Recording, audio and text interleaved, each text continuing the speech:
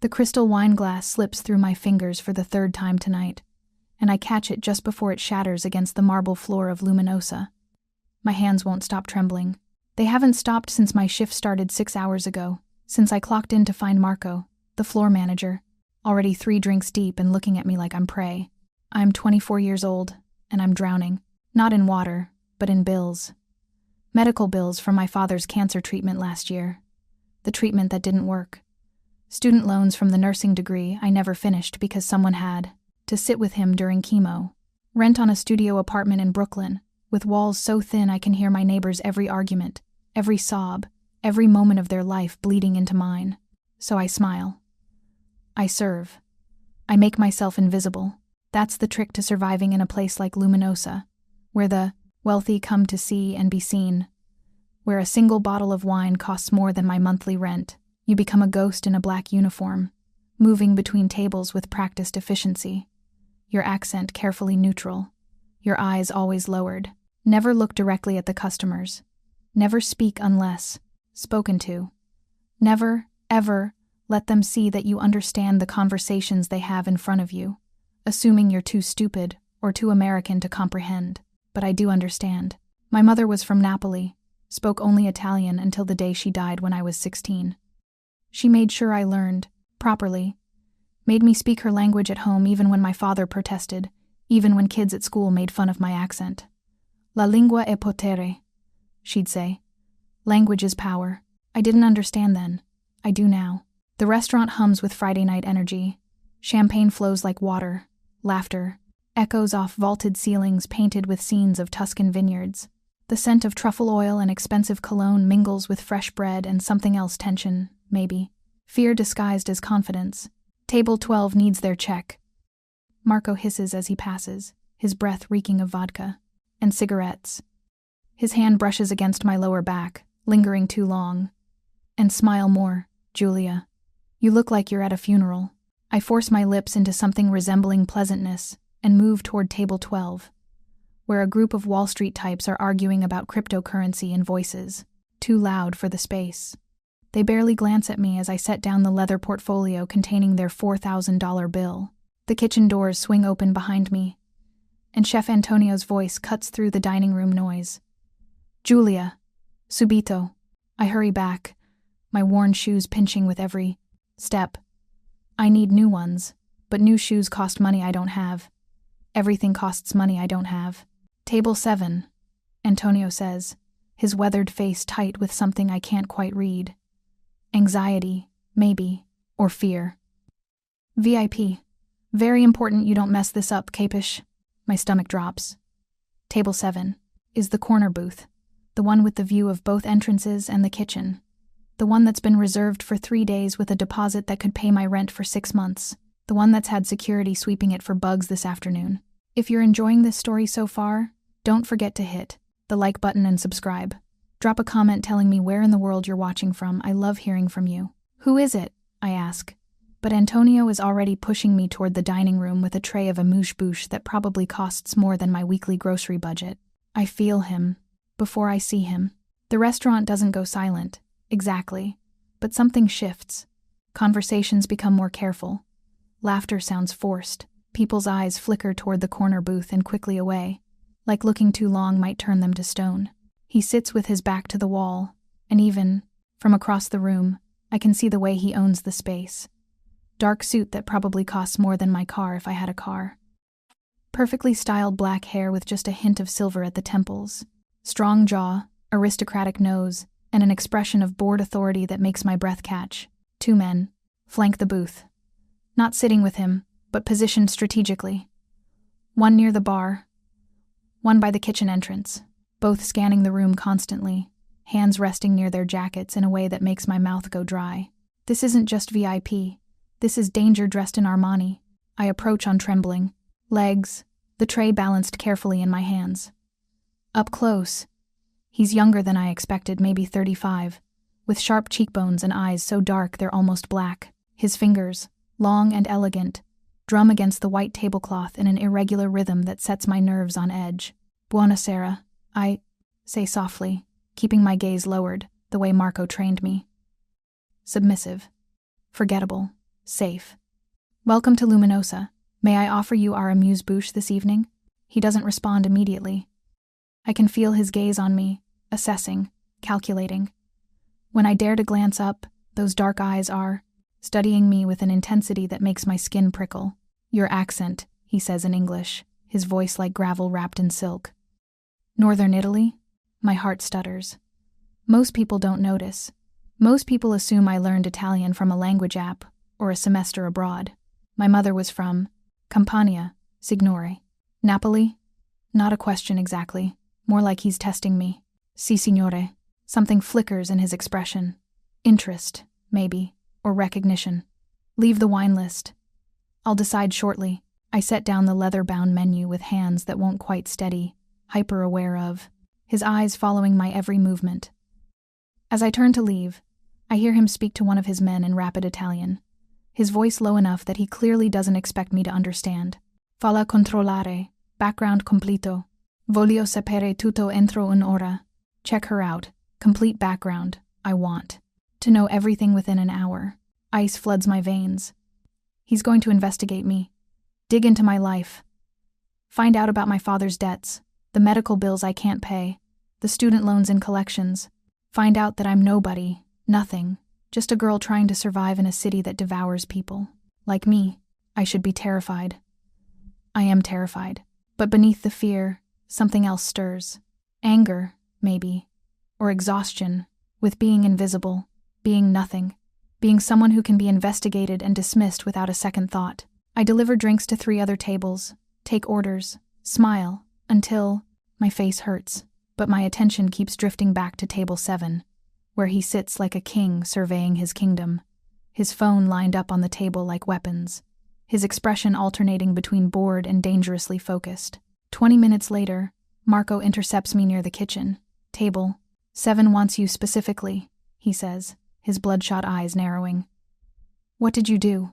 Nothing. I just... Don't mess this up, Julia. His fingers dig into my arm hard enough to bruise. Do you know who that is? I shake my head, even though I'm starting to suspect. Lorenzo Salvatore, he hisses, and the name lands like a punch. His family owns half of Brooklyn. The other half wishes they did. You smile, you serve, you don't speak unless spoken to. Understood? I nod, my throat too dry to form words. Lorenzo Salvatore. I've heard the name whispered, always with a mixture of respect and terror. His father built an empire on construction contracts and shipping the legitimate face of operations that probably extended into territory I didn't want to think about. When his father died 2 years ago, Lorenzo took over at 33, and from what I'd overheard in late-night conversations between Marco and the owner, he'd consolidated power with ruthless efficiency. I approached table 7 with the bottle of Barolo he'd selected, a $2,000 vintage that makes my hands shake just holding it. His men have multiplied. 4 now, strategically positioned around the dining room. An older man in an expensive suit has joined him at the table, their heads bent together in conversation. Scusa, I say softly, waiting for permission to pour. Lorenzo's eyes lift to mine, and something in his expression has changed. He knows. Whatever background check he'd ordered has come back, and now he knows everything about my pathetic little life. Pour, he says, his voice softer than before. Almost. Gentle? I step forward, reaching for his glass. My hand brushes against his accidentally as I position the bottle, and I feel him tense. The older man continues, talking in Italian, something about territorial disputes and shipping contracts, his voice urgent. That's when I see it. The other man at the table, younger, maybe late 20s, with nervous eyes and sweating temples, reaches for a small vial in his jacket pocket. His movements are subtle, practiced, as he palms something into his hand. His eyes dart to Lorenzo's wine glass, then away. My breath catches. Poison. The word screams through my mind with absolute certainty. I don't know how I know, but I do. Maybe it's the way his hand trembles, or the guilty flick of his gaze, or the fact that he's positioned himself specifically on Lorenzo's right side, closest to the wine glass. Time slows. The restaurant noise fades to white static. I watch the man's hand moving toward the glass, watch the clear liquid caught in his palm, watch Lorenzo completely unaware as he listens to the lows, older man's urgent whispers. I don't think, I just act. My hand shoots out and grabs Lorenzo's wrist before he can reach for the glass. His skin is warm beneath my fingers, and I feel his muscles coil instantly, ready to strike.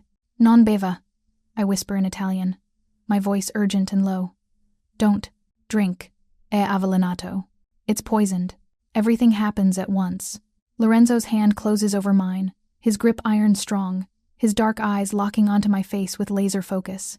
The younger man goes pale, his hand frozen halfway to the glass. The older man stops mid-sentence, confusion flickering across his weathered features. Cosa? Lorenzo's voice is deadly calm. What? I nod toward the nervous man, whose guilty expression has transformed into naked panic. Lui. I breathe. Him. Ho visto tutto. I saw everything. For a heartbeat, nobody moves. The restaurant continues its oblivious hum. Around us laughter, clinking glasses, the soft jazz playing through hidden speakers. But at table 7, the world has gone deadly still. Then Lorenzo moves. His free hand shoots across the table, grabbing the younger man's wrist in a grip that makes the man cry out. Something small and glass falls from his palm, hitting the table with a soft clink. A vial, half empty. Matteo, Lorenzo says, his voice soft and terrifying. You disappoint me. The older man surges to his feet, his face purple with rage. Traditore! Traitor! His hand moves inside his jacket. But Lorenzo's men are faster. The one from the bar is suddenly there, his gun pressed against the older man's spine. The others close in like wolves, surrounding table 7 in a loose circle that blocks the view from the rest of the restaurant. And through it all, Lorenzo hasn't released my wrist. His thumb presses against my racing pulse, feeling my terror, his eyes never leaving my face. You speak Italian, he says in English, loud enough for only me to hear. See, you understood everything. Not a question. I nod anyway. And you still warned me. Something like wonder crosses his features. Why? The question catches me off guard. Why? Because murder is wrong? Because even dangerous men deserve not to be poisoned? Because in that split second, I saw not a criminal kingpin, but just a man about to drink death? Perché è giusto, I whisper. Because it's right. His grip tightens fractionally, and I see something shift behind his eyes. A decision was made. A line crossed. Luca, he says without looking away from me. Take these two to the warehouse. I'll deal with them personally later. The men who'd been sitting at his table are hauled to their feet, Matteo whimpering, the older man spitting curses. They're escorted out through the kitchen, Marco's eyes going wide as they pass, while the remaining guards maintain their positions, ensuring the other diners see nothing unusual. Just a business dinner. Just wealthy men concluding their evening. Nothing to see here. Lorenzo finally releases my wrist, but only to stand, towering over me by nearly a foot. Up close, I can see the faint scar through his left eyebrow, the way his pupils have dilated, the expensive cologne that smells like cedar and something darker. Gunpowder, maybe, or violence barely contained. What's your name? He asks. Giulia. My voice comes out barely a whisper. Giulia Russo. Giulia Russo from Napoli, who sees everything and speaks when she should stay silent. His hand moves to my face, and I flinch instinctively. But his touch, when it comes, is gentle. His fingers tilt my chin up, forcing me to meet his eyes. You just saved my life, Piccola. Do you understand what that means? I shake my head, not trusting my voice. His smile is slow and dangerous and heartbreakingly beautiful. It means you're mine now. Under my protection, under my care. His thumb brushes across my lower lip, and I stop breathing. It means I owe you a debt I can never fully repay, and Lorenzo Salvatore always pays his debts. I don't want anything, I manage. I just sit, not a request, a command that expects absolute obedience. My legs move before my brain catches up, and I find myself sliding into the booth he's vacated, my server's uniform feeling absurdly out of place against the leather. Lorenzo settles beside me, not across, beside close enough that I can feel the heat radiating from his body. He picks up the poisoned wine glass with a handkerchief, studying it in the low light. Arsenic, probably. Old school. Matteo always did lack imagination. He sets it down carefully, his expression thoughtful.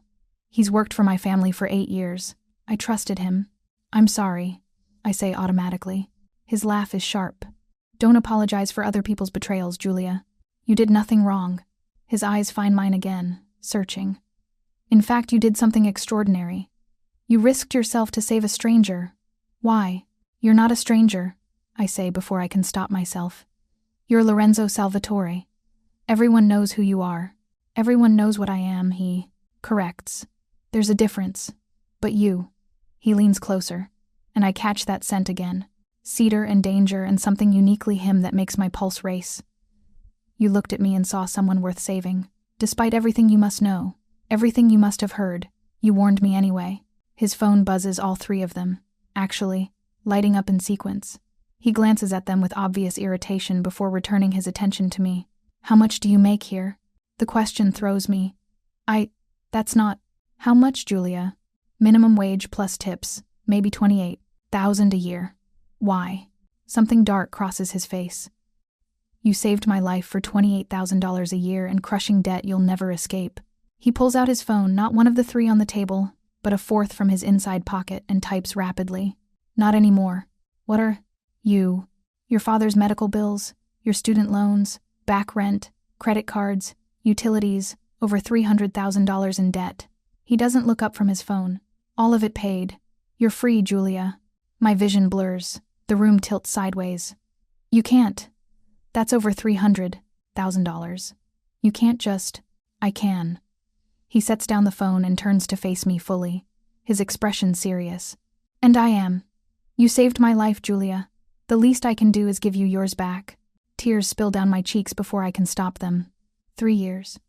3 years of crushing weight, of choosing between food and medicine, of lying awake calculating whether I could afford heat this month. Gone. Just gone. Why? The word breaks on a sob. Why would you do this? His hand finds my face again, his thumb catching my tears with surprising gentleness. Because, when Matteo's poison stopped my heart, you would have been free. Your shift would have ended. You could have walked away, let it happen, eliminated someone dangerous from your world, but you didn't. His eyes burn into mine. You chose kindness over safety. You chose me. That deserves recognition. This is too much. It's not enough, he interrupts. Julia, listen to me very carefully. What you did tonight put you in danger. Matteo wasn't acting alone. The man with him, Antonio Ricci, he's connected to the Gambini family. They've been trying to move into my territory for months.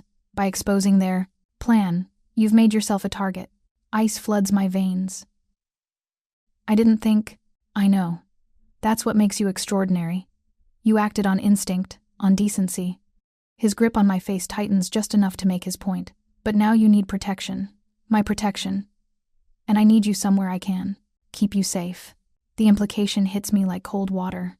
You want me to quit my job. I want you to never set foot in this restaurant again. Never go back to that apartment with the broken locks. Never put yourself in a position where my enemies can use you against me. His voice softens. I wanted to keep you safe, Piccola. Will you let me? This is insane. I've known this man for less than an hour. He's a criminal. Probably involved in things that would make me sick if I knew the details. His world is violence and blood and betrayal. But he's also offering me freedom from debt, safety, from whatever consequences tonight's actions might bring, and looking at me like I'm something precious instead of invisible. What would that mean? I whisper. You keeping me safe? His smile is slow and possessive. It means you come with me tonight. I have a penthouse in Manhattan, secure, comfortable, completely isolated from my business operations. You'll stay there under guard while I handle the Gambini situation. It means you'll be under my protection, which in my world is the most sacred thing there is. And it means, he hesitates, something vulnerable flickering across his knot, to features. It means I get to repay the debt I owe you properly. With time, with attention, with whatever you need to feel secure again. I don't even know you. No, he agrees. But you saved me anyway. That tells me everything I need to know about you. Give me a chance to show you who I am, beyond the name, beyond the reputation. Let me protect you the way you protected me. Marco appears suddenly at our table, his face pale and sweating. Mr. Salvatore, I apologize for the disturbance. If there's anything, Julia no longer works here, Lorenzo says without looking at him. Her final paycheck, including a month's severance, will be sent to her tomorrow, along with a donation to this establishment for the inconvenience. Of course, of course. Marco's eyes find mine, wide with shock and something like envy. Julia, if you need to collect your things. She doesn't. Lorenzo stands, offering me his hand. Everything she needs will be provided. Anything she left behind can be delivered tomorrow. I stare at his extended hand, this moment crystallizing into a choice that will change everything. Behind me is my old life, the struggle, the invisibility, the slow, drowning in debt and loneliness. Before me is his hand, strong and certain, promising safety and danger in equal measure. La lingua è potere. My mother's voice echoes in my memory. Language is power. I spoke tonight. Used my power, saved a life.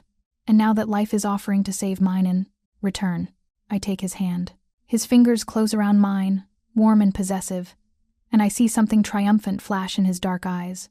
Good girl, he murmurs, pulling me to my feet. You won't regret this, Julia. I promise you that. He guides me through the restaurant, his hand at the small of my back, his men forming a protective circle around us. Other diners stare. I'm still in my server's uniform, clearly out of place beside this man in his expensive suit, but Lorenzo doesn't seem to notice or care. He moves with absolute confidence, like the world will simply arrange itself to his satisfaction. Outside, a black SUV waits at the curb, engine running. One of his men opens the back door, and Lorenzo helps me inside before sliding in beside me. The leather is butter soft, the interior smelling of expensive cologne, and something else, gun oil, maybe. A reminder that this beautiful cage I'm entering has teeth. Where do you live? He asks as the SUV pulls away from the curb. We'll collect your things tonight. Tomorrow, I'll have movers handle the rest. Brooklyn, East Williamsburg. I give him the address, my voice sounding distant even to my own ears, but I don't have much. Just clothes and some books. My grandmother's rosary. Photos of my parents. His hand finds mine on the seat between us, threading our fingers together. Then we'll be quick. In and out. I want you somewhere safe before midnight. Why midnight? His jaw tightens. Because that's when I've scheduled my conversation with Antonio Ricci and anyone else involved in tonight's attempted assassination. And I'd prefer you not to be anywhere near that particular discussion. The casual way he mentions what will undoubtedly be torture, probably murder, should terrify me. It does. Terrify me. But his thumb is stroking circles on my wrist, his touch gentle despite the violence he's promising. And I can't quite reconcile the two sides of him. You're going to kill them, I say quietly. Not a question. Yes. No hesitation. No apology. They tried to kill me, Julia, in my way. That has only one consequence. I won't lie to you about what I am or what I do, but I will keep that part of my life separate from you. You'll never see it, never be touched by it. That's my promise. The drive to my apartment takes 40 minutes through Friday night traffic, but it feels like seconds. Lorenzo doesn't release my hand the entire time, his thumb tracing absent patterns on my skin while he takes phone calls in rapid Italian. Business? Territory? The situation with the Gambinis? His voice shifts between conversational and deadly cold, and I'm learning to read the subtle changes in his grip that signal his mood. When he's angry, his fingers tighten almost imperceptibly. When he's satisfied, they relax. When he mentions my name to whoever is on the other end, La ragazza sta con me. È sotto la mia protezione. His touch becomes possessive, claiming, the girl is with me. She is under my protection. 3 words that have apparently already spread through whatever network he controls, because his phone hasn't stopped buzzing with responses, confirmations, acknowledgments. I've been claimed by Lorenzo Salvatore, and his world is adjusting accordingly. We're stead. Here, he says as the SUV pulls up to my building. Even in the dark, it looks worse than usual. Peeling paint, broken security door hanging on one hinge, garbage bags piled on the curb because the landlord hasn't paid for pickup in weeks. Lorenzo's expression darkens as he takes it in. You've been living here? It's affordable, I say defensively, though even I can hear how pathetic that sounds. Or it was, before I fell behind on rent. You're never coming back here. His voice has gone cold, the same tone he used discussing the Gambini's fate. Not to live, not to visit. Understood? It's my home. It's a death trap. He gestures to the broken door, the dark windows, the shadows between buildings where anything could be hiding. No security, no cameras, no way to keep you safe. You're done with this place, Julia. Part of me wants to argue, to cling to some independence. But he's right. I've been mugged twice in 3 years, heard gunshots most weekends, and learned to sleep with a chair wedged under my door. This isn't a home. It's barely shelter. Okay, I whisper. Something in his expression softens. Come. Let's get your things and go somewhere worthy of you. His men secure the building first, too, staying with the vehicle, two sweeping the hallways and stairwells with a professional efficiency that makes my stomach clench. These aren't bodyguards. They're soldiers. Trained, armed, dangerous. Lorenzo keeps me close as we climb 3 flights of stairs, his hand never leaving the small of my back. When we reach my door, he takes the keys from my trembling fingers and unlocks it himself, entering first to clear the space before allowing me inside. My apartment looks even smaller with him in it. The studio is maybe 300 square feet, a bed that doubles as my couch, a kitchenette with a hot plate and mini fridge, a bathroom so tiny you have to sit sideways on the toilet. Water damage stains the ceiling. The radiator clanks and hisses, providing heat only sporadically. The window overlooks a brick wall 3 feet away. This is what my life has been. This cage I've been drowning in while pretending everything was fine. Lorenzo stands in the center of the room, slowly turning in a circle, taking in every detail. His jaw works, muscles clenching and unclenching. When his eyes finally meet mine, there's fury. There, not at me for me. $300,000 in debt, he says quietly. And this is where you lived. Working yourself to exhaustion for people who barely paid you enough to eat. Smiling at men who looked through you, coming home to this. His hand gestures encompassing the entire bray, depressing space. Never again, Julia. I swear to you on my father's grave, never again. Tears prick my eyes, but I blink them back. It's not so bad. I had heat most of the time, and the neighbors were quiet. Stop. He crosses to me in 2 strides, his hands framing my face, forcing me to well. Look at him. Stop making excuses for the world's failure to protect you. Stop pretending you deserved this. You deserved better. You deserve everything. I'm nobody, I whisper. The truth I've carried for 3 years finally spoken aloud. Just another broke girl in Brooklyn trying to survive. Why do you care so much? Because you saved my life without thinking about the cost to yourself. Because you looked at a monster and saw a man worth protecting. Because... He hesitates, something vulnerable crossing his features. Because I've spent 10 years surrounded by people who want me. Something from me: money, power, protection, status. And you asked for nothing. You just acted. Pure instinct. Pure heart. Do you know how rare that is? I don't know what to say, so I just stand there, drowning in his dark eyes, feeling his thumb stroke across my cheekbone with devastating gentleness. Pack, he finally says, stepping back. Whatever matters to you, the rest we'll leave behind. It takes 15 minutes to gather my life into 2 duffel bags. Clothes that have seen better days. My nursing textbooks that I kept even after dropping out, unable to let go of the dream. Photos of my parents, my mother laughing in Naples, my father in his construction uniform, the 2 of them at their wedding looking impossibly young and happy. My grandmother's rosary, the beads worn smooth from decades of prayers. A few books in Italian that my mother read to me as a child. That's it, 24 years reduced to 2 bags in a small box. Lorenzo watches me pack with an expression I can't quite read. When I zip the final bag, he takes both from me without a word, handing them to one of his men. Then he turns back to survey the apartment one last time. Is there anything else? He asks. Anything at all you want to keep? I look around at the water-stained walls, the sagging mattress, the lonely hot plate where I've made countless meals for one. No, there's nothing here I need. Good. He takes my hand, threading our fingers together. Then let's go. Home. Home. The word should feel strange applied to a place I've never been, owned by a man I just met. Instead, it settles into my chest like a warm glow, chasing away the cold that's lived there for 3 years. The drive to Manhattan takes less time now, the traffic thinning as we cross the Brooklyn Bridge. Lorenzo makes more calls, his free hand never leaving mine, his voice switching between English and Italian as he manages what sounds like a small army. How many people work for you? I ask during a rare moment of silence. He considers the question, his thumb resuming those circular patterns on my wrist. Directly? maybe 200. Indirectly, a few thousand. Construction workers, dock workers, restaurant staff, drivers. Some know who they really work for. Most don't. And they all know about me now. They know you're under my protection. Yes, that your place, important to me. That anyone who touches you will answer to me personally. His eyes find mine. Does that frighten you? Yes, I admit. And no, I don't understand any of this, Lorenzo. Yesterday I was invisible. Today I'm...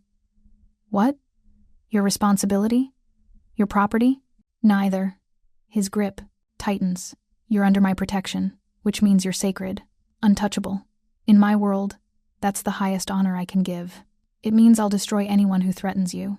It means you want for nothing, fear nothing, need nothing except you. I finish. His smile is slow and dangerous. Yes, except me. Is that so terrible?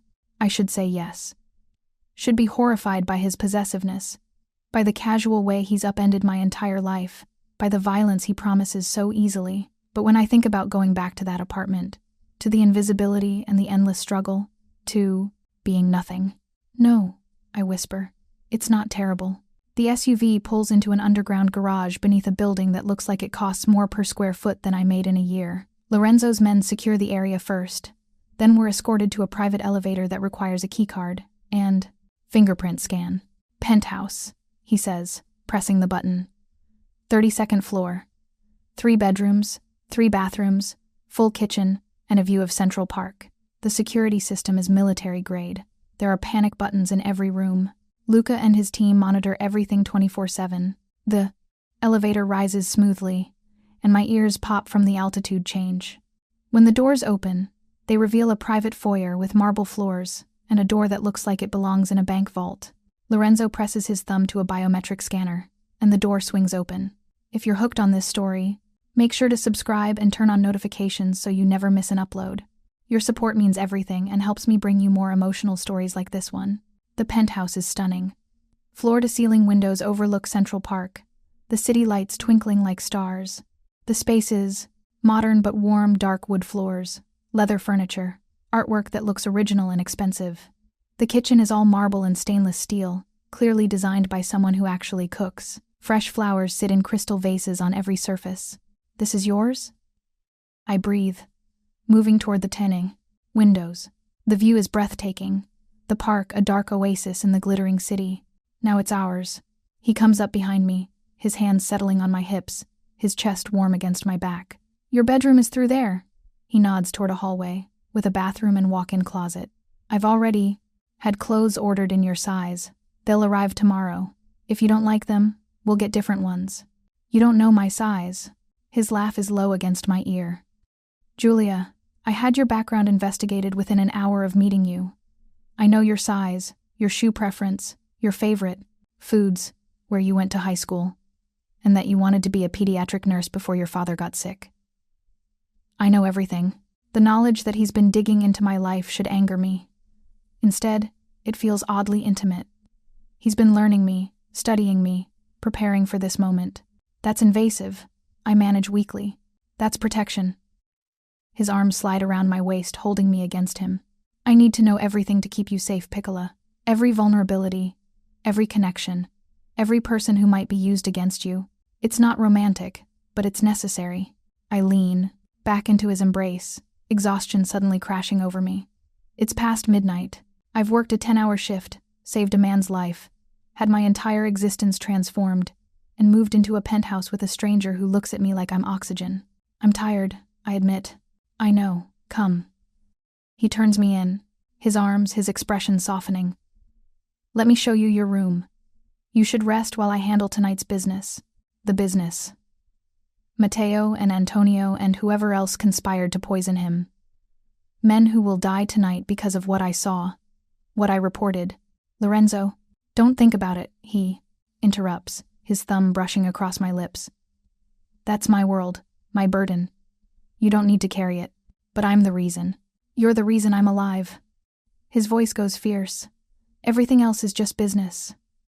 Now come, before I change my mind and keep you here in my arms all night instead of letting you sleep. The The bedroom he leads me to is bigger than my entire apartment was. A king-sized bed with silk sheets dominates the space. The bathroom has a soaking tub and a shower that looks like it belongs in a spa.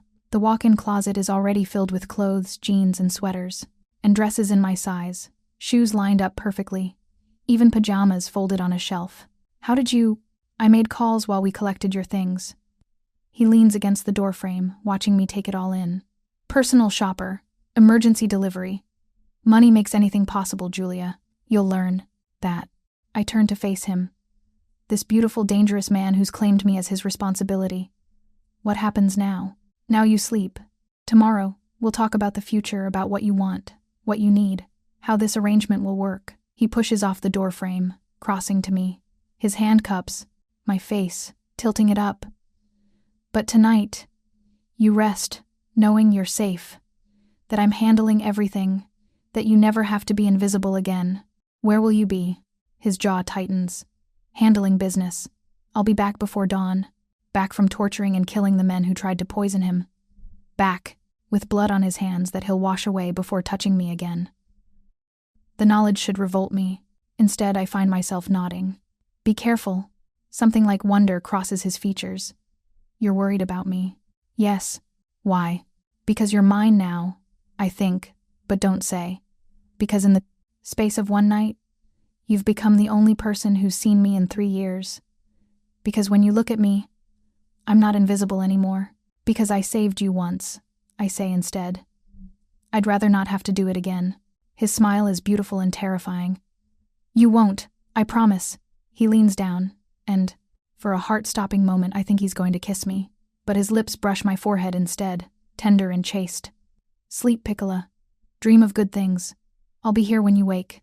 Then he's gone, the door clicking shut behind him, and I'm alone in a bedroom that costs more than I used to make, in a decade, wearing borrowed pajamas, in the home of a man I barely know. I should be terrified. I should call someone, though who? I have no friends left after 3 years of working every night. No family since my father died. No one who would understand why I've let Lorenzo Salvatore claim me, like property. Instead, I crawl into the silk sheets that smell like lavender and something else. His cologne, maybe. Like he's been in this bed, waiting for me. The exhaustion I've been fighting crashes over me like a wave, and I'm asleep before I can finish the thought. I wake to sunlight, streaming through floor-to-ceiling windows and the scent of fresh coffee. For a disoriented moment, I think I'm late for my shift at Luminosa. Then memory floods back the poison, Lorenzo's hand on mine, the promise of protection that felt like being claimed. The clock reads 9:30. I've slept for over 8 hours, the longest uninterrupted sleep I've had in years. No nightmares about debt collectors, no waking in panic about rent, just deep, dreamless sleep in a bed that feels like clouds. I shower in the bathroom that's bigger than my old kitchenette, using products that probably cost more than my weekly grocery budget. The hot water doesn't run out.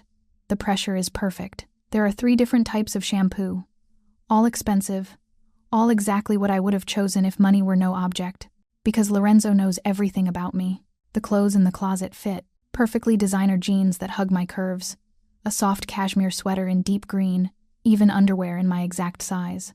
I dress slowly, still adjusting to the fact that none of this is a dream. When I emerge from the bedroom, I find Lorenzo in the kitchen. He's changed from last night's blood-spattered suit into dark jeans and a black t-shirt that shows off arms I hadn't fully appreciated before. Lean muscle and olive skin, a tattoo visible on his left forearm. Italian words I can't quite read from this distance. He looks up as I enter, and something in his expression shifts, softens. "Good morning," he says, his voice rough like he hasn't slept. "Coffee? Please." I perch on a stool at the massive kitchen island, watching as he pours from an espresso machine that looks like it belongs in a cafe. "Did you sleep at all?" "A few hours." He sets a perfect cappuccino in. The front of me, the foam art, a delicate rosetta. I had things to handle. The business. The men who tried to kill him. I don't ask what happened to them. I don't want to know. But I can see it in the set of his shoulders, the darkness around his eyes. Whatever he did last night took something from him. "Are you okay?" I ask quietly. He looks surprised by the question. "I'm fine. It's handled. The Gambini family received a very clear message about attempting moves on my territory. We won't have issues with them again. Won't have issues because their associates are dead. I sip my coffee to avoid responding, and it's perfect exactly how I like it, though I never told him. You're learning me, I say, echoing his words from last night. Yes, no apology. I want to know everything, Julia. Your favorite foods, your fears, your dreams, what makes you laugh, what makes you cry. I want to know you so completely that I can anticipate your needs before you voice them. That's intense. I'm an intense man. He leans against the counter, his dark eyes never leaving my face. I don't do anything halfway. When I commit to something, to someone, I'm all in.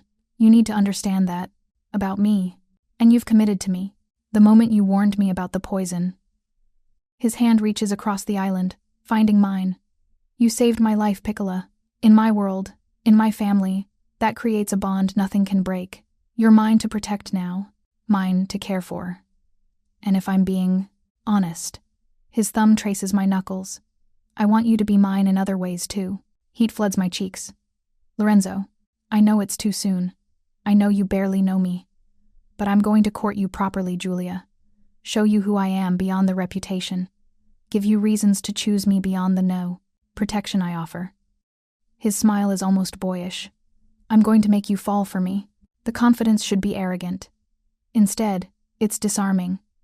He's not demanding I love him. He's promising to earn it. What if I don't? I challenge. What if I take your protection, your money, your penthouse, and never feel more than gratitude? Then I'll still protect you, still care for you, still give you everything. His expression grows serious. But I don't think that's going to happen. I think you already feel it, this pull between us. The way your breath catches when I touch you. The way you look at me when you think I'm not paying attention. You feel it too, don't you? Yes. God help me, yes. From the moment his hand closed over mine at that table, something shifted. Recognition. Connection. A sense of inevitability that terrifies and thrills me in equal measure. Maybe, I admit, his smile is triumphant. Then let me show you what that maybe can become. A phone rings his business line, based on the ringtone. He answers it with a curt Italian greeting, his expression hardening as he listens. When he hangs up, tension radiates from his frame. Problem? I ask. Nothing I can't handle. But I need to go into the city for a few hours. Luca will be here with you. He's my head of security. Completely trustworthy. There's food in the fridge, books in the library, anything you need. Just don't leave the penthouse. Not yet. Not until I'm certain the Gambini message was received. Fear prickles down my spine. Am I in danger? Not while you're here. This building is a fortress. He comes around the island, pulling me to my feet and into his arms. The embrace is tight, possessive, his face buried in my hair.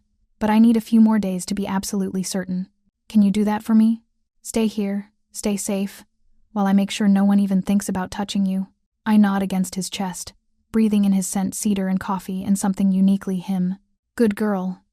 His lips brush my temple. I'll be back by dinner. We'll eat together, talk more. And, Julia? He pulls back just enough to meet my eyes. Thank you. For what? For trusting me. For being here. For existing. His smile is soft, vulnerable. For making me remember what it feels like to protect something precious instead of just destroying threats. Then he's gone, and I'm alone in the penthouse with Luca, a man who looks like he could break me in half but treats me with gentle deference and too many thoughts swirling in my head. I explore the space properly now. The library is real, floor-to-ceiling books in Italian and English. The second bedroom is set up as an office, sleek and organized. The third is empty, waiting. For what? Children? The thought makes my stomach flip. I'm reading in the library when my new phone buzzes, the one Lorenzo gave me this morning, with only his number programmed. A text. How are you feeling? The casualness of it makes me smile. This dangerous man checking in like we're dating normally. Good. Strange. This is all very surreal. His response is immediate. I know. But you're safe. That's what matters. What are you doing? Reading in your library. You have good taste in books. My mother's influence. She loved literature. Tell me, what you're reading. We text back and forth for the next hour about books and Naples and his mother who died when he was young. About my mother and the stories she told me. about ordinary things that make him feel less like a criminal kingpin and more like just a man who's curious about me. When he finally says he has to go into a meeting, I'm smiling at my phone like a teenager with a crush. This is dangerous. Not the violence of his world or the men who might want to hurt me to hurt him. This the way my heart races when he texts. The way I'm already listening for his return. The way I'm starting to crave his attention like oxygen. I'm falling for Lorenzo Salvatore, and I have no idea if that will save me or destroy me. He returns at 7 with bags from an Italian restaurant. I recognize the kind of place that doesn't take reservations unless you're someone important. We eat at the dining table with Central Park twinkling below, and he asks about my day like we're a normal couple. I want to hire you a tutor, he says over tiramisu. For your nursing degree. You can finish it now if you want. Take the classes online or in person. Whatever works. I'll handle the costs. I set down my fork. Lorenzo, you've already paid my debts. You don't need to. I want to. He reaches across the table, taking my hand. You gave up your dream to care for your father. That was noble and selfless and beautiful, but he's gone now. And the debt is paid. There's no reason. You can't go back to school, become the nurse you wanted to be. Why does it matter to you? Because you're not my kept woman, Julia. You're under my protection, yes, but I don't want you dependent on me for identity or purpose. I want you to have your own life, your own career, your own dreams. His thumb strokes my knuckles. I want you to choose me because you want to, not because you have no other options. The thoughtfulness undoes something in my chest. You're not what I expected. What did you expect? Someone more. Controlling, possessive, demanding. His laugh is dark. Oh, I'm all of those things, Piccola. Make no mistake, but I'm not stupid. A caged bird doesn't sing. I want you here because you want to be, not because you're trapped. That means giving you freedom within the safety I provide. That's a very pretty cage you're describing. Perhaps. His eyes hold mine, but it's the best I can offer. My world is dangerous. The freedom I can give you will always have limits, but within those limits, you can be anything, do anything, have anything you want. And if what I want is you? The question hangs between us, loaded with possibility. His grip on my hand tightens. Then you'll have me, he says quietly. Every part of me that's capable of being possessed. But you should know I'm not an easy man to love, Julia. I'm demanding and jealous and sometimes cruel. I'll give you everything, but I'll expect your loyalty in return. Your honesty, your presence. I don't share, and I don't compromise on things that matter to me. And you, his eyes burn into mine. You matter. My heart hammers against my ribs. This is happening very fast. Yes, we barely know each other. I know, but we have time. I'm not going anywhere, and neither are you. We can take this as slow as you need. He stands, pulling me to my feet and into his arms. I can wait, Julia. I'm a patient man when the prize is worth it. And you, his hand cups my face. You're worth everything. When he kisses me, finally, properly, it's devastating. Not rough or demanding, but slow and thorough, like he's learning me through taste and touch. His hands stay respectful, one on my face, one at my waist, but the promise in his kiss is anything but innocent. This man wants to consume me, possess me, own me. And God help me, I want to let him. When we break apart, both breathing heavily, his eyes are nearly black with desire. Bedroom, he says, his voice rough. Now, before I do something we're both not ready for, I go to my room on trembling legs, his kiss burning on my lips, and lie awake for hours thinking about how completely my life has changed in 24 hours, from invisible to seen, from drowning to saved, from alone to claimed, and somehow, impossibly, I'm starting to think being claimed by Lorenzo Salvatore might be exactly what I needed all along. 3 weeks pass in a strange, suspended reality. I wake each morning in silk sheets, sunlight streaming through windows that overlook Central Park. Lorenzo is usually already awake, either in his home office, taking calls in rapid Italian, or in the kitchen making espresso with the kind of focused precision he applies to everything. He greets me with coffee prepared, exactly how I like it, asks about my sleep, touches me like he's confirming I'm real. The nursing tutor arrives on Mondays, Wednesdays, and Fridays. Dr. Sarah Chen is patient and thorough, helping me catch up on 2 years of missed coursework. Lorenzo converted the empty bedroom into a study for Me, desk, computer, medical texts, anatomical models, everything I need to rebuild the dream I'd abandoned. "How's it going?" he asks one evening, finding me hunched over pathophysiology notes. My brain hurts, I admit. I forgot how much information nursing requires. He comes up behind me, his hands settling on my shoulders, thumbs working at the tension in my neck. "You're brilliant. You'll remember. And if you need more time, we have time. There's no rush. But there is a rush, at least for me. Because every day I spend in this penthouse, under his protection, eating his food, wearing clothes he bought, I feel the debt growing. Not financial, he's made it clear he wants nothing in return for paying my bills. But emotional, psychological, the debt of being saved, of being seen, of being wanted by a man who could have anyone. I'm falling for him, deeper each day, and that terrifies me more than his world ever could, because I've learned things about Lorenzo Salvatore these past 3 weeks. Small things that don't match the reputation. He reads poetry in Italian before bed. He donates anonymously to 3 different children's hospitals. He calls his elderly aunt in Sicily every Sunday without fail. He leaves notes for me when he has to go out early, back by noon. Luca has orders to get you whatever you need. But I've also learned the darker things. The nights he comes home with tension radiating from every line of his body, washing his hands for 10 minutes straight. The phone calls that end with him speaking in a voice so cold it makes my blood freeze. The meetings with men whose eyes are dead, whose suits hide weapons, whose loyalty is bought with blood. He keeps his promise about separating me from his business. I never see the violence, never hear the explicit details. But I know men die on his orders. I know he rules his territory with calculated brutality. I know the protection he offers me comes at a cost paid by others. And somehow, impossibly, I'm learning to live with that knowledge. Because when he looks at me, I'm not invisible. When he touches me, I'm precious. When he speaks to me, I'm intelligent and valued and seen. After 3 years of being nothing, Lorenzo Salvatore makes me feel like everything. That's what makes it so dangerous. The breaking point comes on a Tuesday. I'm in the kitchen making lunch, when I hear Lorenzo's voice rising in his office, not quite yelling, but close. Luca is with him. They're Italian, rapid and urgent. I catch fragments. Warehouse, shipment, federal investigation, then a name that makes my blood run cold. Ricci. Antonio Ricci. The man from the restaurant, the one who'd been part of the poisoning plot. The one Lorenzo promised was handled. I move closer to the office door, knowing I shouldn't listen but unable to stop myself. "Thought he was dead," Luca is saying. "So did I." Lorenzo's voice is ice. Apparently he had backup plans. The bastard survived and went straight to the FBI. He's offering to testify about our operations in exchange for witness protection. How much does he know? Too much. Shipping routes, warehouse locations, payroll records. If he testifies. Lorenzo doesn't finish, but the implication is clear.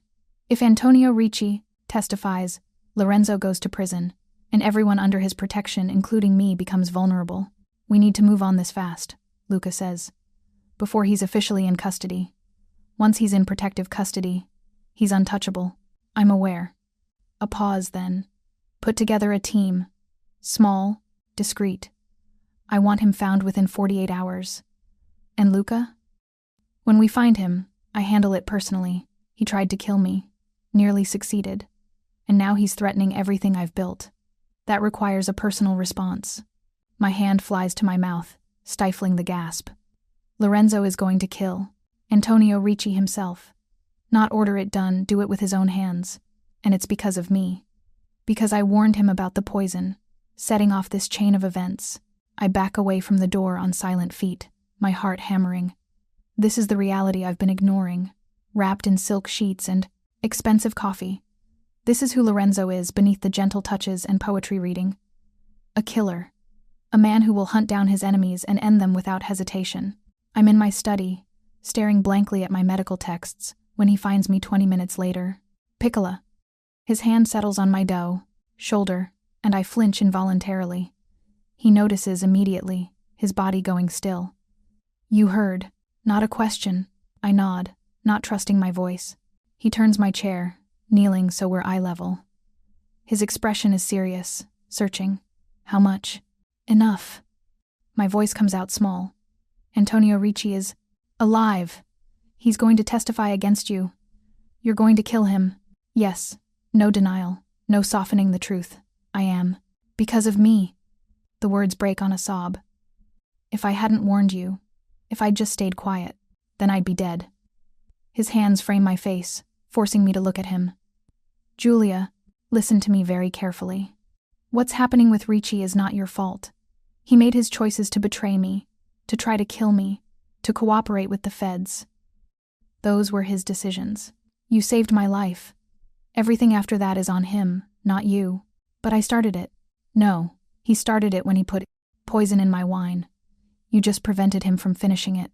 Lorenzo's thumbs wipe away tears I hadn't realized were falling. And I'm grateful every day that you did. Do you understand? If you hadn't warned me, I'd be in the ground and you'd still be drowning in debt, invisible and alone. Your choice to speak up saved us both. I don't want you to kill him. Something flickers in his eyes, not anger, but something close.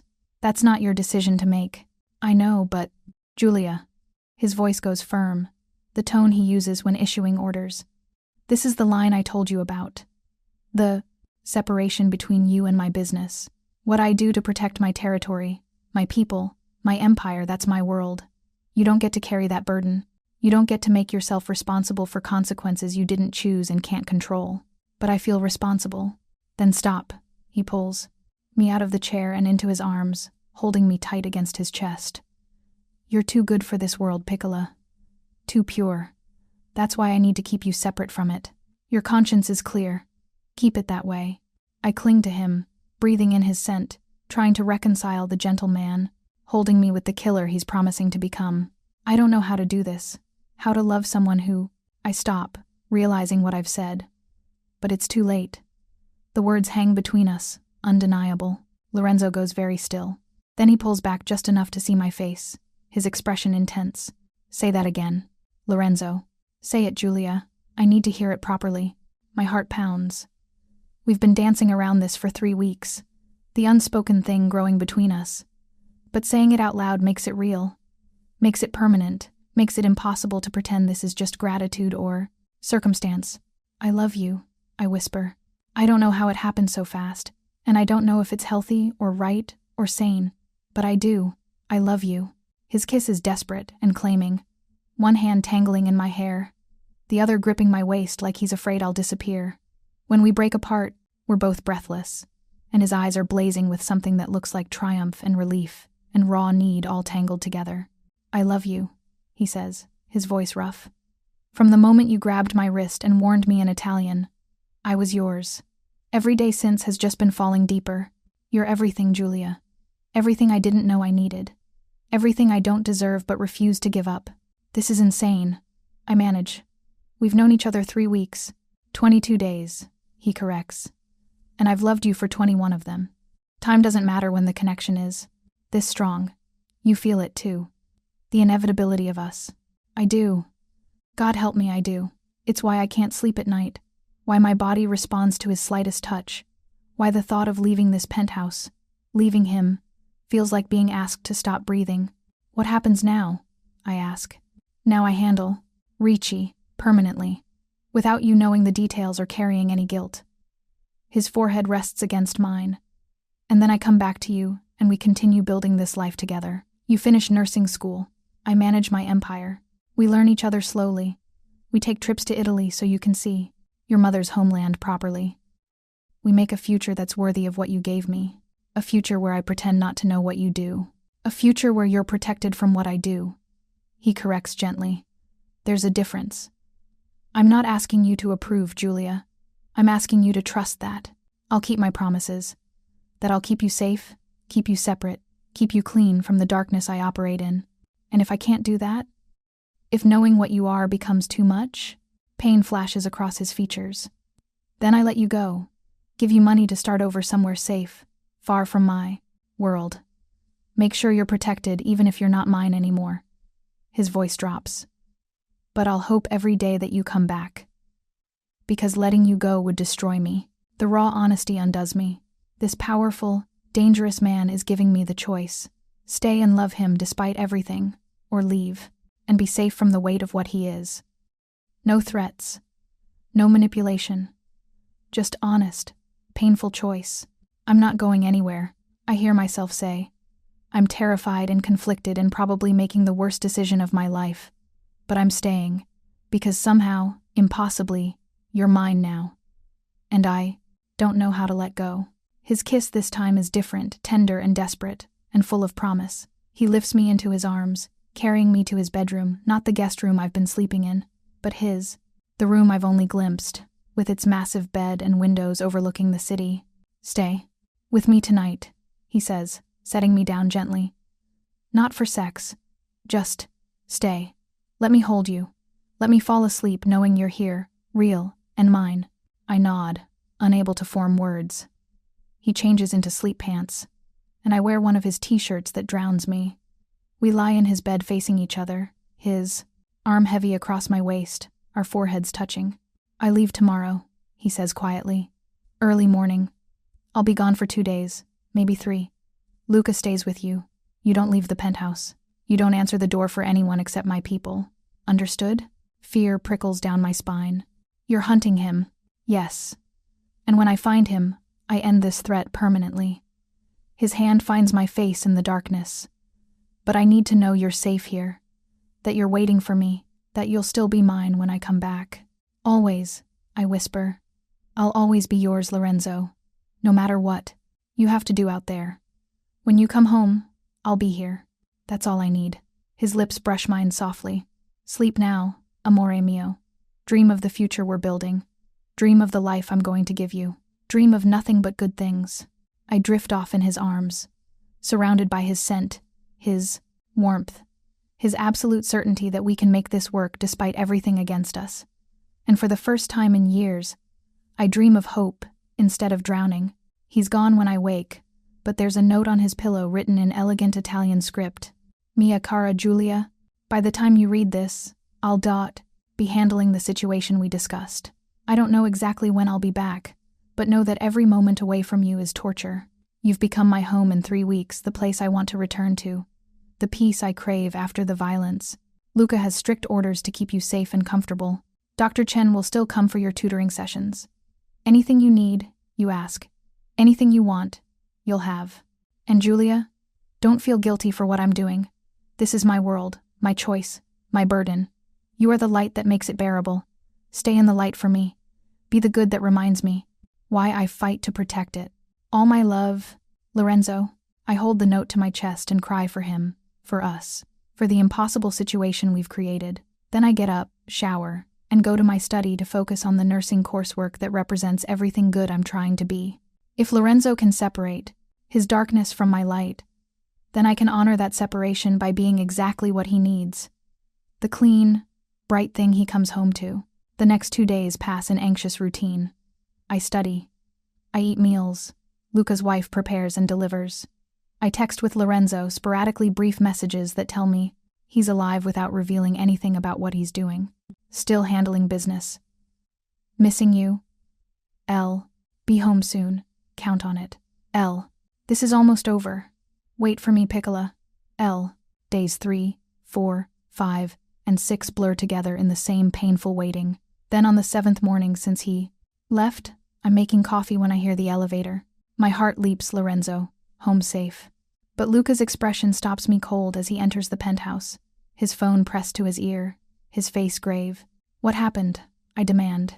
Is he hurt? Luca holds up a hand, finishing his call in rapid Italian. When he hangs up, he looks at me with something like pity. There's been a complication, he says carefully. The target went to the FBI sooner than we expected. There was a confrontation at a federal building. Shots were fired. Lorenzo was taken into custody. The room tilts. He's arrested? For instead, now, our lawyers are working on bail, but the charges are serious. Attempted murder of a federal witness, weapons violations, organized crime conspiracy. Luca's jaw tightens. They've been building a case for months, and Ricci gave them everything they needed. This was a trap, and Lorenzo walked right into it. Because of me, the words come out numb. Because I warned him about the poison, because he had to go after Ricci to protect himself. Miss Julia. This isn't... It is. I sink into a chair, my legs refusing to hold me. If I'd stayed quiet that night, if I'd let him drink the Kudoft poison, none of this would have happened. You'd rather he was dead? Luca's voice goes hard. Because that's the alternative you're describing. Lorenzo dead, and you still drowning in debt with no one to protect you from the Gambini's retaliation for witnessing their failed plot. Is that what you want? No, but then stop taking responsibility for other people's choices. He crouches in front of me, his weathered face serious. Lorenzo made his own decisions. So did Ricci. So did the feds. You just existed, trying to do the right thing. That's not a crime, Miss Julia. That's not something to punish yourself for, but it feels like punishment. Lorenzo in custody, facing charges that could put him away for decades, while I sit in his penthouse surrounded by the life he built for me, the protection, the safety, the future, he promised, all of it hanging by a thread. Can I see him? Luca shakes his head. Not yet. He's in federal custody, no visitors except his lawyers, but he sent a message for you. He pulls out his phone, reading from a text. Tell Julia she's still mine, still protected, still safe. The lawyers will handle everything. She's not to worry or feel guilty. She's to finish her studies and wait for me. This isn't over. I always keep my promises. Tears stream down my face. Even from a federal holding cell, Lorenzo is trying to protect me from guilt, from fear, from the consequences of his own actions. What do? I whisper. You do exactly what he said. You stay here, stay safe, and trust that he'll find a way back to you. Luca stands, his expression softening. Lorenzo Salvatore has survived worse than federal prosecutors, Miss Julia. He'll survive this too. And when he does, he'll come straight back to you. That's who he is, a man who protects what's his no matter the cost. The days that follow are the longest of my life. I try to focus on my studies, but pathophysiology seems absurd when the man I love is fighting for his freedom. I try to sleep, but Lorenzo's bed smells like him, and his absence is a physical ache. I try to eat, but everything tastes like ash. The news covers his arrest extensively. Mob boss arrested in assassination plot. Federal investigation nets major crime figure. Salvatore family empire crumbling. They show photos of Lorenzo in handcuffs, his expression cold and defiant. His expensive suit wrinkled from custody. They interview legal experts who predict he'll spend the rest of his life in prison. They don't know him. Don't know the man who reads poetry and calls his aunt every Sunday. Don't know the gentle hands that held me while I cried, the patient voice that encouraged my studies, the absolute certainty with which he promised me a future. They see a criminal. I see the man I love. On the 7th day, Luca enters with news that makes my heart stop. Bail hearing is tomorrow. Lorenzo's lawyers think they can get him out on house arrest with electronic monitoring. He hesitates. But there's a condition. What condition? The judge wants assurance he won't flee. The lawyers suggested using you as leverage, arguing that Lorenzo won't run because he won't abandon you. They want you to testify at the bail hearing about your relationship, about how he's changed since meeting you. Luca's expression is troubled. It means going public, Miss Julia. Your face in the news, your name attached to his, everyone knowing you're with Lorenzo Salvatore. It makes you a target. My hands tremble. Everything Lorenzo worked to protect my separation from his world, my safety from his enemies would be destroyed. I'd become a known associate, a vulnerability his rivals could exploit, a face attached to his crimes. But I'd also be the reason he gets bail, the reason he comes home instead of rotting in a cell awaiting trial. When is the hearing? I ask. Tomorrow morning, 10 a.m. You don't have to do this, Miss Julia. Lorenzo wouldn't want you putting yourself at risk. I'll do it. The decision is instant, certain. He's protected me for 3 weeks. Let me protect him for once. Tell the lawyers I'll testify. Luca studies me for a long moment, then nods with something like respect. He chose well when he chose you. The courthouse is a zoo. News cameras, reporters shouting questions, crowds of protesters and supporters. Luca and 3 other guards surround me, creating a barrier as we push through to the entrance. Inside, Lorenzo's lawyer, a sharp-eyed woman named Maria Benedetti, briefs me quickly. Keep it simple. How you met, how long you've known each other, why you believe he won't flee. Emphasize his commitment to you, his desire to build a legitimate future. Don't mention anything about his business, or what you know about his activities. Understood? I nod. my throat too dry to speak. And Miss Russo? Her expression softens. Thank you for doing this. Lorenzo is not an easy client, but he deserves someone willing to fight for him. I'm glad he has you. The courtroom is packed. I'm escorted to a seat behind the defense table, where I have a clear view when Lorenzo is brought in. He's thinner, tired, the expensive suit replaced with a prison-issued jumpsuit that makes him look younger, more vulnerable. But when his eyes find mine, something in his expression cracks open relief, love and desperate hope all tangled together. Julia, he mouths. Just my name, but it carries everything. I mouth back. I'm here. The proceedings are formal and complicated, legal arguments I barely follow. But then Maria calls me to the stand, and suddenly all eyes are on me, the judge, the prosecutors, the packed gallery, the man I love. Miss Russo, Maria begins gently. How do you know Lorenzo Salvatore? I met him 3 weeks ago. I was his server at a restaurant where I worked. My voice shakes, but I force it steady. He was kind to me when he didn't have to be. Generous. Beyond reason. He paid off my debts, helped me return to school, gave me a safe place to live. And are you romantically involved with Mr. Salvatore? Yes. I look directly at Lorenzo. I love him. A murmur ripples through the courtroom. The prosecutor objects. Relevance? But the judge allows it. Miss Russo, Maria continues. Do you believe Lorenzo Salvatore would flee the country if released on bail? No. Absolute certainty. He promised me a future together. He promised to be there when I finish nursing school, to take me to Italy to see my mother's homeland, to build something good and lasting. Lorenzo keeps his promises. He wouldn't abandon me to run, even facing decades in prison if convicted. I meet the judge's eyes, especially then, because running would mean living in fear forever, looking over his shoulder, never having the merry life he promised us. Lorenzo wants to fight these charges, prove his innocence, and he wants to do it here, with me. That's not the behavior of someone planning to flee. The prosecutor cross-examines me, trying to suggest I'm being paid or coerced, but every answer comes straight from my heart, honest, simple, true. Yes, he helped me financially, but out of genuine kindness. Yes, our relationship developed quickly, but some connections are immediate and undeniable. Yes, I understand his past, but I also see the man he's trying to become. When I'm finally dismissed, I walk past Lorenzo's table. Our eyes meet, and he mouths, "Thank you, I love you." The judge deliberates for 20 agonizing minutes.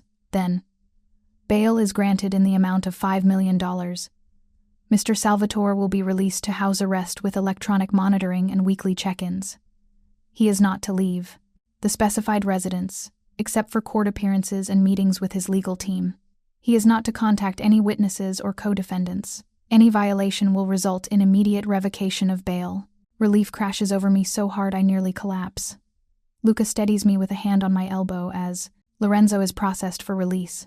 It takes hours, paperwork, ankle monitor installation, instructions from his lawyers. But finally, we're in the SUV together, alone for the first time in 7 days. He pulls me into his arms immediately, his face buried in my hair, his body shaking. "You came," he says, his voice broken. "You testified. You put yourself at risk for me. You've been doing it for me since the day we met." I pull back to see his face, cataloging the new lines of stress, the exhaustion, the relief. "I love you, Lorenzo. That means protecting you when I can, even if it's just with words." His kiss is desperate and tender and full of everything we haven't been able to say. When we break apart, we're both crying. "I'm sorry," he says. "For all of it. The arrest, the publicity, making you a target by association.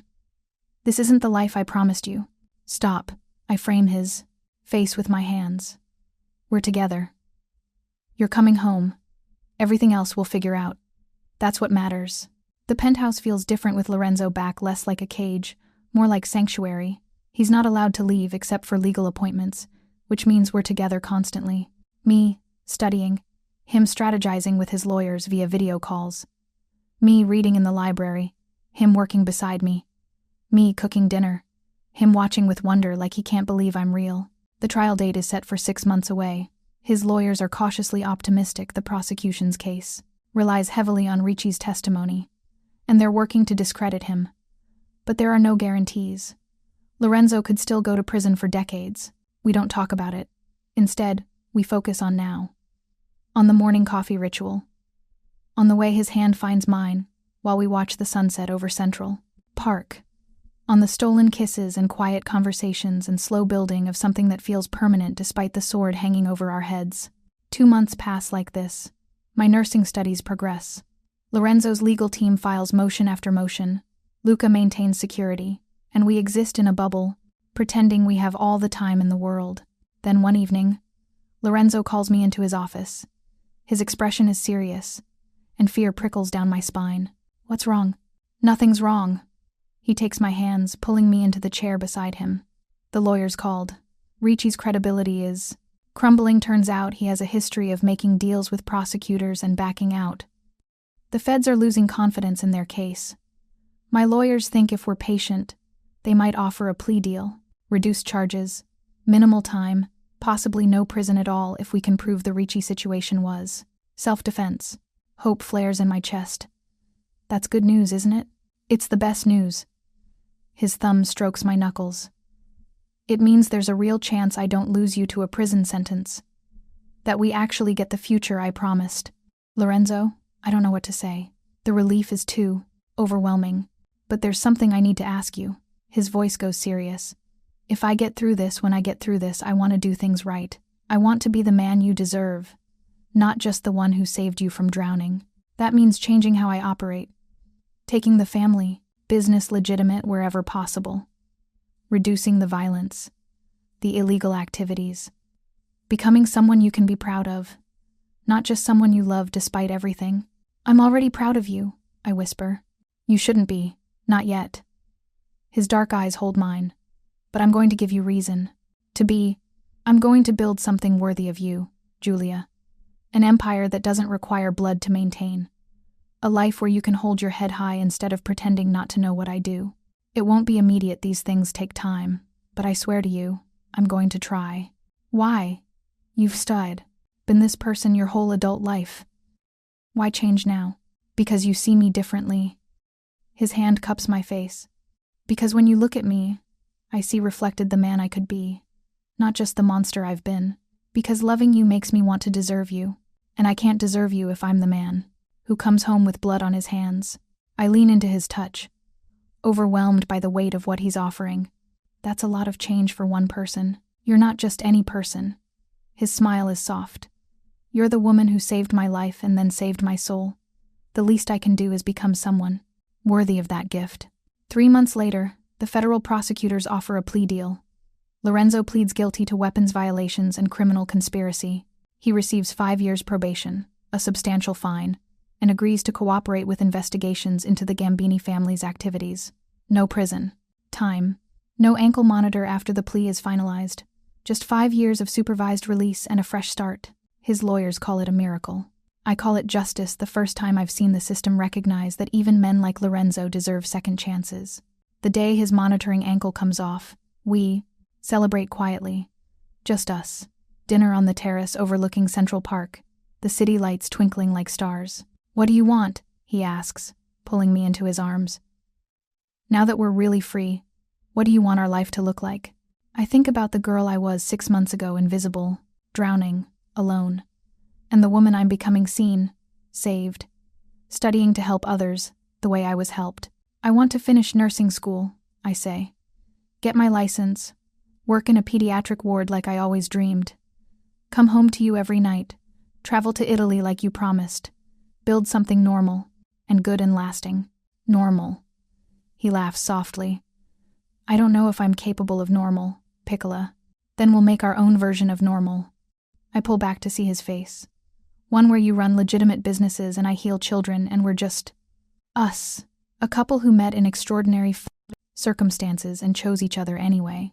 I like that version. His lips brush mine. Our own normal. Our own rules. Our own future. Starting now? Starting right now. Epilogue. 2 years later. The hospital cafeteria smells like antiseptic and bad coffee. But I've grown to love it.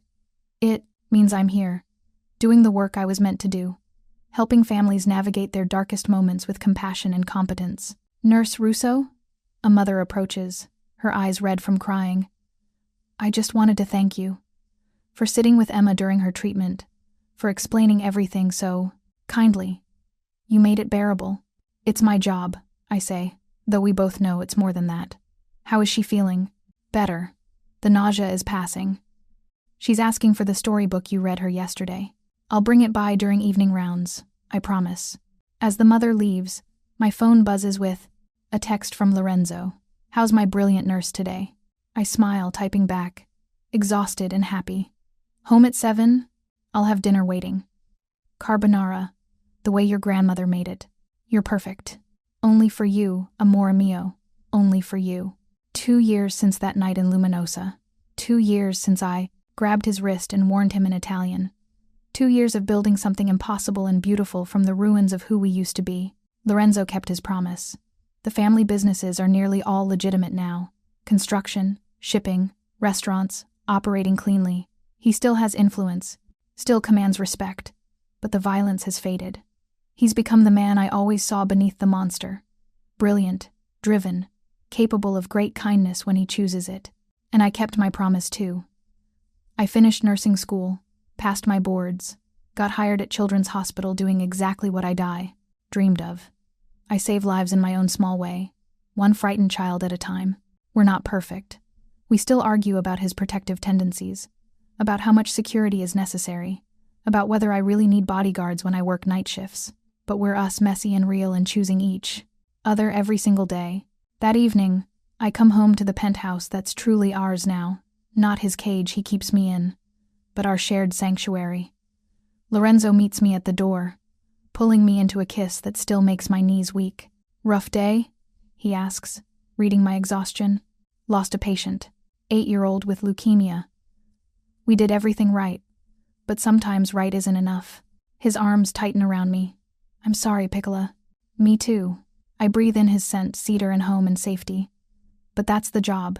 You save who you can and grieve who you lose, and get up the next day to try. Again. Sounds like something else I know. His smile is crooked. Getting up every day and trying to be worthy of you. You are worthy of me, I say fiercely. You've been worthy since the day you chose to protect me instead of just repaying a debt. Since you changed your entire life because I asked you to try.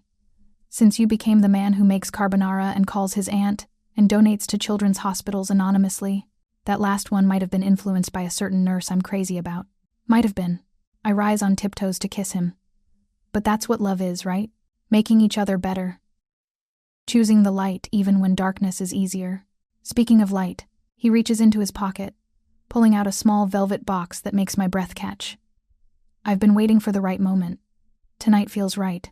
You saving a child's day, coming home to me, us, being exactly who we're meant to be. My hands tremble as he opens the box, revealing a ring, simple gold band with a single diamond, elegant and perfect, and nothing like the ostentatious jewelry he could afford. Julia Russo, he says, his voice rough with emotion. You saved my life in every best possible way. You made me believe I could be more than my worst instincts. You loved me when I gave you every reason not to. Will you marry me? Will you make permanent this beautiful, impossible thing we've built? Yes. The word comes out choked with tears. Yes, always yes. He slides the ring onto my finger. And it fits perfectly, of course it does. Because Lorenzo knows everything about me. Then he's kissing me, lifting me into his arms, carrying me to our bedroom while I laugh and cry and hold him like he's oxygen. Later, wrapped in silk sheets with his heart beating steady beneath my ear, I think about the journey that brought us here. A poisoned wine glass, a warning spoken in Italian, a choice to see the man beneath the monster, to take his hand and follow him into the beautiful unknown. What are you thinking? Lorenzo asks, his fingers tracing lazy patterns on my spine. That my mother was right. La lingua è potere. How so? I spoke that night, used my power, my voice, my knowledge, and it changed everything. Saved your life, found my purpose, led me to this, to you, to us, to a future I never could have imagined. I'm glad you spoke, he says softly. I'm glad you were brave and reckless and kind. I'm glad you saw me. I'm glad you stayed. I'll always stay. I tilt my head up to meet his eyes. You're mine, Lorenzo Salvatore. My monster, my love, my home. for better or worse, in darkness and light, until the very end. Until the very end, he agrees, sealing the promise with a kiss, and probably beyond, because I'm selfish enough to want you in whatever comes after too. We fall asleep like that, engaged, committed, certain, two broken people who somehow made each other whole, a waitress and a mob boss who found in each other exactly what they'd been missing. A love story that started with poison and warning, and the courage to speak when silence would have been safer. Outside, New York glitters in the darkness. But here, wrapped in each other's arms, we've found our own light, our own normal, our own version of happily ever after, and it's perfect. Thank you so much for watching until the end.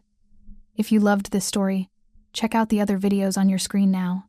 I think you'll really enjoy them, and don't forget to subscribe if you haven't already. See you in the next story.